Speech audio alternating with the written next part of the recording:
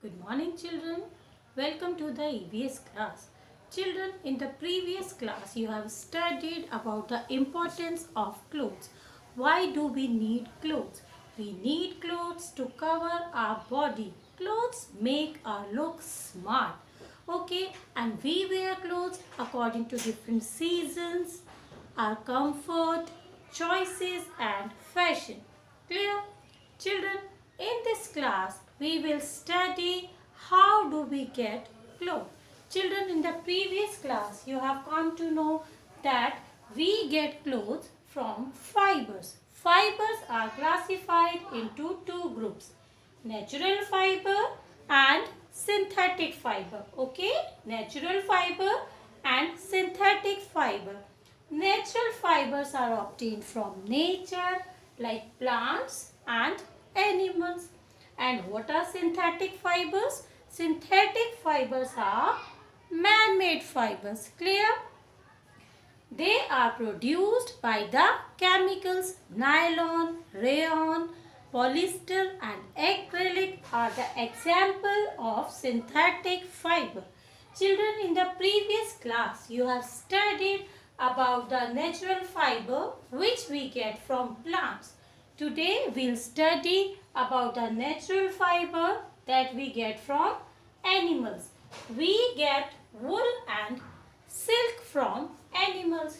Okay children, so first of all we will study about wool. Children, as you know that we wear woolen clothes in winters. We wear woolen clothes in winters. Why do we wear woolen clothes? Because they absorb heat and keep our body warm. And where do we get this wool to make clothes? We get this wool to make clothes from the yak, goat, camel and sheep. Okay children, the wool we get from yak is famous in Tibet and Ladakh. It is used in Tibet and Ladakh, and the goat which gives us wool, that is Angora goat and Kashmiri goat. Children, we get Angora wool from Angora goat and Kashmiri wool from Kashmiri goat. And the wool that we get from Kashmiri goat is used to make Pashmina shawls. Okay children, and we get fur and wool from camel also. But the main source of wool is sheep. Okay, the main source of wool is sheep. Okay, let's study the process how we get wool from the sheep's body. Children, sheep has thick hair on its body, that is called fleece. So first of all, what is done? Shearing is done. What is shearing? The process by which the fleece is obtained from the sheep's body with the help of machine. That is called shearing. Shearing, the process of removing the fleece from the sheep's body is called shearing. After shearing, wool is packed into bales and transported to the factories to separate the fiber according to the texture, and there it is separated, and after that wool is ready, wool fiber is ready to make cardigans, sweaters, pullovers and so on. Clear? Now let's understand how do we get silk from silkworm. Children, silk is the queen of all the fabric. Silk is very expensive, comfortable and soft. Silk keeps our body warm in winter and keeps our body cool in summers. Silk is worn on special occasions like birthdays, marriages. Okay, and do you know where do we get this silk? We get this silk from silkworm. To know the process, we should first understand the life cycle of silkworm. For that, I am sharing a video. I'm sure you all know about silkworms. The life of a silkworm starts when a female moth lays eggs on mulberry leaves. After some time, these eggs hatch into larvae. Now, what are these larvae known as? Any guesses? Right. These larvae are known as caterpillars or silkworms. Slowly, these caterpillars grow in size by feeding only on the mulberry leaves. The next stage in the life cycle of a silkworm is pupa. When the caterpillar has grown large enough, it starts weaving a net around itself so that it can easily hold itself in that net.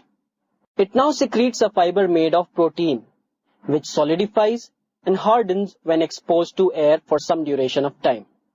This is known as the silk fiber. Caterpillars continue to spin silk fiber till they get completely covered by them. This silk covering in which a silkworm covers itself is known as a cocoon. Further development of silkworm takes place inside the cocoon. After some time, the pupa enters the adult stage and emerges out of the cocoon as a moth. The entire process thus continues and is known as the life cycle of a silkworm. Okay children, after getting the knowledge of life cycle of silkworm, I will tell you the process how we get silk. Children, do you know what is sericulture?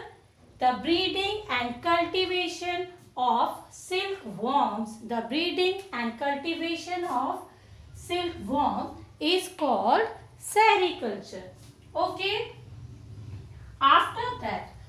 After we get cocoon, and after that cocoons are boiled in hot water to get the fabric. Okay, cocoons are boiled into the hot water to get the silk fiber.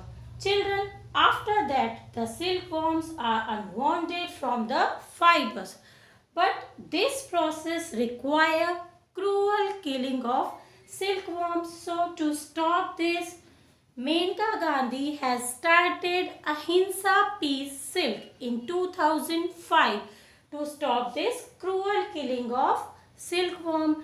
In that process, silkworms are not killed. Okay, it is an eco-friendly and non-violent process. Okay children, now you have understood. After getting the knowledge of the process of shearing and sericulture, how do we get wool and how do we get silk, we should know how should we take care of our clothes. Clothes are very important for us. So it is important to know how can we take good care of the clothes. You might have seen your mama using white naphthalene balls. Okay, that balls help to protect the woolen clothes from the insects and moths. Okay children, so we should always wear clean clothes because they keep us healthy. They protect us from germs. Silk clothes are to be dry cleaned and woolen clothes should be washed in mild detergent or easy. Okay children, this is the time to say goodbye. Bye bye children.